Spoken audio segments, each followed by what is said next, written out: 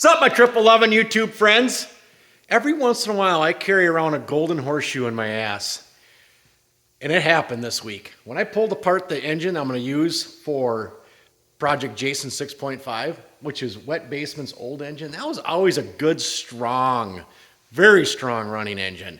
And it shows why it ran so strong, because the thing looked like brand new inside. Yeah, so lucky. Good crank, good pistons, rings, cylinder bores, everything. I mean, it literally looked like a brand new engine inside. So lucky on that. So our engine build got really cheap. Yeah, so lucky. So here it is. Starting to get parts cleaned up. I bead blasted the cylinders. First I cleaned all the gasket stuff off, parts washed them, bead blasted them. Trenton did a little magic to them. Same thing, I did the case. I put the case in the bead blaster, bead blasted the case. Here's the crank. Oh, everything is just beautiful on it. The guy did not fib to me at all about when I bought this sled. It was a 91 650, and I bought it 10 years ago. And he said it had a brand new engine in it, and he wasn't fibbing one bit. And this is before prices of 650s went to the moon. So, in the comments section, take a wild guess what I paid for a piped, had AN pipes on it, no, I'm sorry, PSI pipes on it that are currently running on Wet Basement. So take a wild guess 10 years ago, what I paid for a 91 Indy 650 running with pipes on it. And then I tore the whole sled apart and used all the parts to build Wet Basement. But in the comments, take a guess what I paid for that sled. Running. I rode it into my trailer when I went and bought it 10 years ago.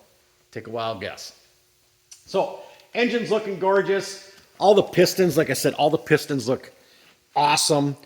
I marked everything so everything can go back together in the same holes that the slugs came out of. Trenton's been doing a little bit more mock-up. We didn't hit it too hard this week. Yeah, we're getting kind of ready for winter stuff. So Trenton had to switch his John Deere over for winter stuff now. We actually had enough snow yesterday. We could have taken a couple of them out around the yard and tore up the lawn, but yeah, that's about all it had done was tore up the lawn. But he's getting some more parts on the chassis. We got the rest of our rivets in.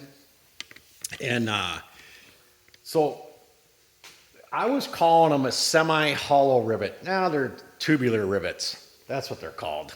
I was calling them the wrong thing. But anyways, as long as we know what they're called now, is a tubular rivet. So we're going to put a couple in so you guys can see the process that we use to put them in. So we'll rattle a couple in, and we'll talk a little bit more about our next steps. I think the verdict's in on what pipe we're going to use. We're going to use the new 650 pipe that we bought. And I agree. There's slightly difference in them, and people say you can clutch them to work with an XLT pipe, but there's a little bit difference in them. So we're just going to go with the 650 pipe and run that. We're already going to have enough tuning issues because of the turbo deal. So let's not add something else onto it to try and tune over too. So we already got our hands full of trying to tune this thing to make a turbo work on it. So we'll just run the stock pipe on it. So let's get you guys set up, and we'll show you how we did these rivets. And yeah, hopefully everything goes good for us.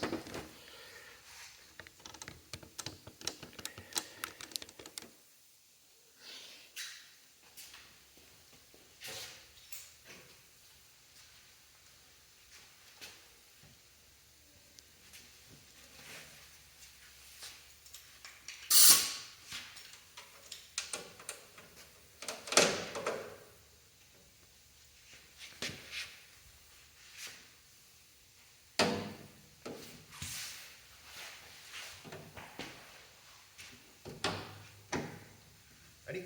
Yep.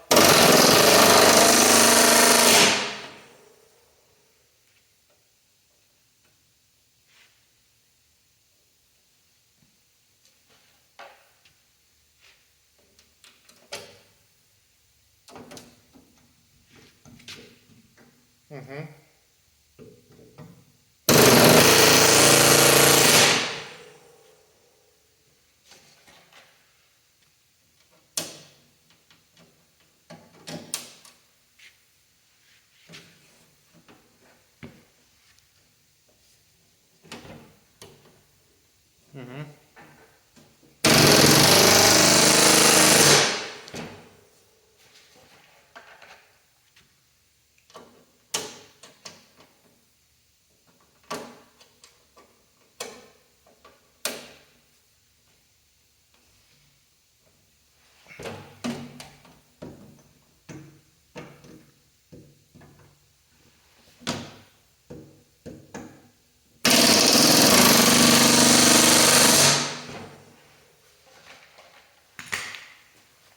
Well, so you can see, that's how we do it. It actually goes pretty good, especially with two people doing it. I think we got, oh, did you get one to go in? God, we had one that wouldn't quite go in, but amazing that most of them went in, and I made this tunnel extension.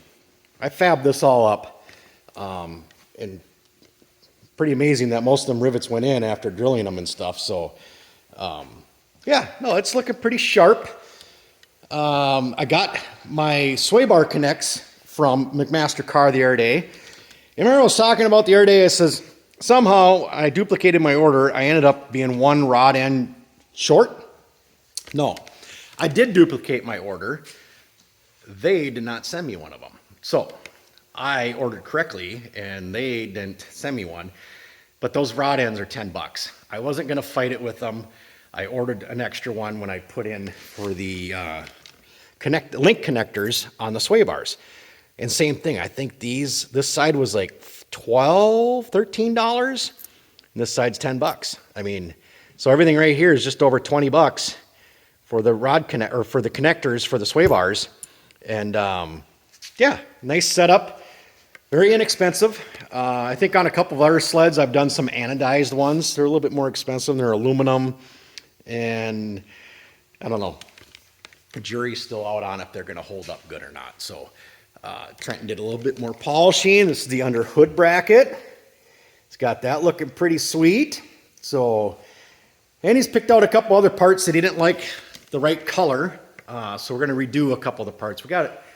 He's thinking maybe a little bit too much orange going on. So yeah. And if you don't comment on what I paid for that 91 NE 650, just, do you see anything different in the shop in this video? Let me know. Throw a comment down in there if you see anything different going on in the shop on this video or not. Yeah, maybe we should set the motor mounts in there, Trenton, and set the mocked up engine down in the chassis so we can all take a little look at it. Where did I set the motor mounts? I might have set them over here on the, oh, they're right here, Trenton. Let's set the motor mounts in there and the straps. And we can take a little gander at how the engine looks sitting in the chassis.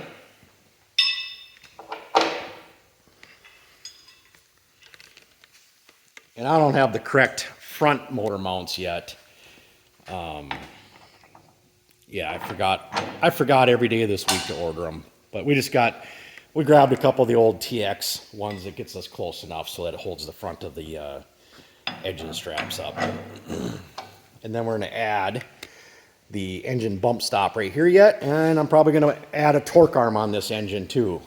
That turbo boost kicks in, we're going to be freaking rotten. Don't want to be breaking the engine mount, so we'll probably put a torque arm in it. But it's nice when you can carry around a 650 like that. That don't happen very often until you put the crank in them. Oh my goodness. Oh lordy, lordy, lordy. Is that gorgeous or what? And yep, I think once we have the correct engine mounts on either, right now we're kind of, oh no, we got a little bit of clearance down there, not much. But yeah, I think once the correct rubber mounts are underneath there, we'll have enough clearance on that steering arm. But she's a little snuggage right now. So, but yeah, that looks about as beautiful as can be. Getting really freaking excited at this point. I tried to talk Trenton to put the shocks in it. He's like, nah, it sucks taking the rods in and out and stuff. So, yeah, I think, yeah, we'll plug away on it this weekend. It's Friday. We'll get more stuff done this weekend on it. And we'll post up another update. Yeah, and we got a couple. I got another build in mind. I ain't gonna break news on it yet, but I do have another build in mind. It's gonna be a wedge.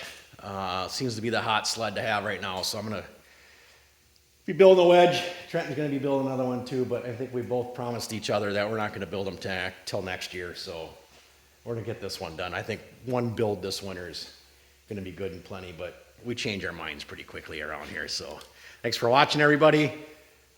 Things are going forward. The engine is looking gorgeous sitting in there. And yeah, like I said, comment. What did I pay for that 91 running, riding 650 with pipes on it? And what's different in the shop right now?